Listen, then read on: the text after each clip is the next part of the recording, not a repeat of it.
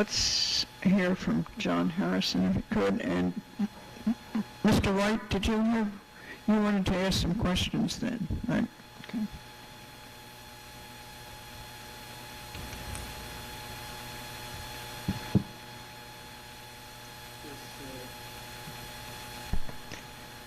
Mr. Harrison, do you swear or affirm to testify truthfully in this matter? I do. Thank you.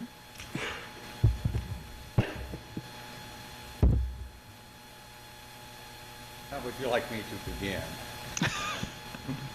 Maybe you could summarize your findings. The one thing I understand is that there was no sort of invasive investigation. You simply took what you could see. Is that correct? Right. That is true. It's painful to be here from my upbringing, and Elric didn't make it any easier for me because I consider myself a preservation structural engineer. And there's several people in this room that I work for, and we've saved a lot of buildings. And that's where I come from, is to save buildings. And I said in my report, and I'll preface this again, any building can be saved.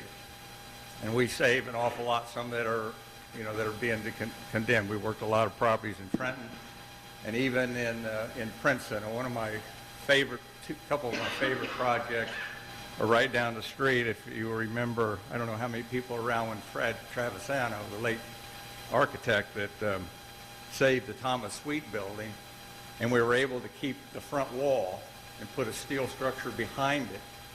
And we tore down the building behind and we built the building back. And very clever of him as an architect. I thought we were creative in doing that to save so we could have the side, but the back of the building was not functional. It was in bad shape, and the elements are there. So with this building, what I did, I approached it from, I'm going to save this building. Let's see what we've got, and let's save it. And like I say again, anything can be saved.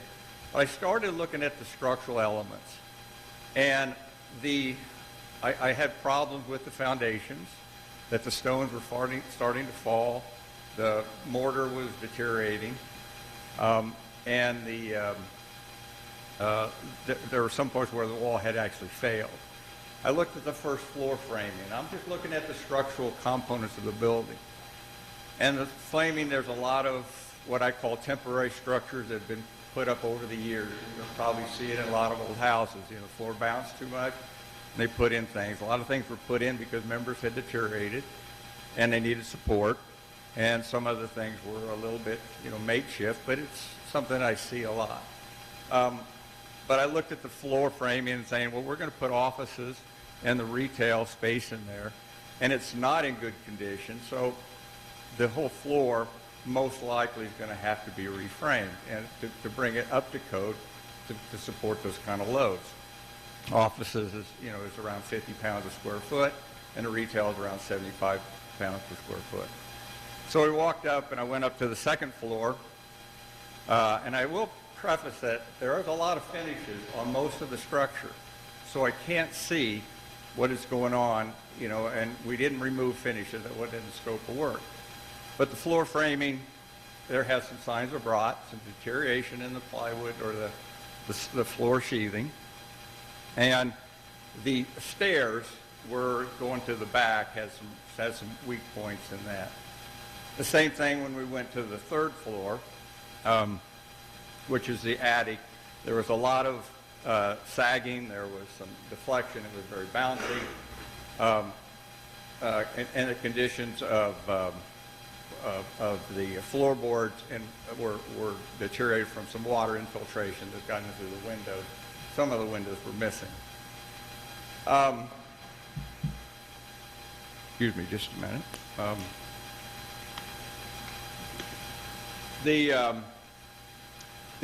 The roof framing was a concern because we weren't able to see. A lot of finishes were up underside of the rafters, but down around the perimeter we were able to see that there was some deterioration from some of the water getting in the gutter. So a lot of the roof rafters had some rot at the bottom.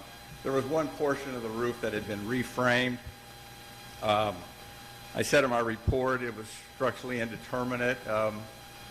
It's still there. It's kind of amazing that it's still there, but it was there, and you could reframe it. But it would take it would be a sister in effect or reinforcing of the roof. So I was concerned with the roof framing able to continue to support the code loads of snow. So, and then as I've done in several buildings, I looked at the outside of the building. I said, okay, we can put new floors in the building. We can put new floors in the second floor. We can frame it. Let's try to keep the brick walls and keep the aesthetic of the building. But the condition of the brick walls, I found there was bowing. There were some connections to the floor that looked like had been put in, that there was movement in the walls.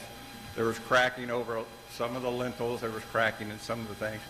And I'm not an expert on brick restoration, but I started taking off all the paint because the brick has been painted. And when I took off the paint, the face of the brick came with it. And then you're back to the deterioration. And I think, like I said, and that would be a little bit out of my expertise, but I see it in some of the projects, is a problem is could you repaint this building? Probably not. Would you need stucco? That I don't know. But the brick is not in that good of shape. And I'm concerned that if you took the floors out, it might be an unsafe condition because that's what breaks in the walls in the first place. So my conclusions were were based on, I just couldn't find anything that was structurally of the elements that were worth saving, and that's how I came to my conclusion. Okay, thank you very much. Mr. White?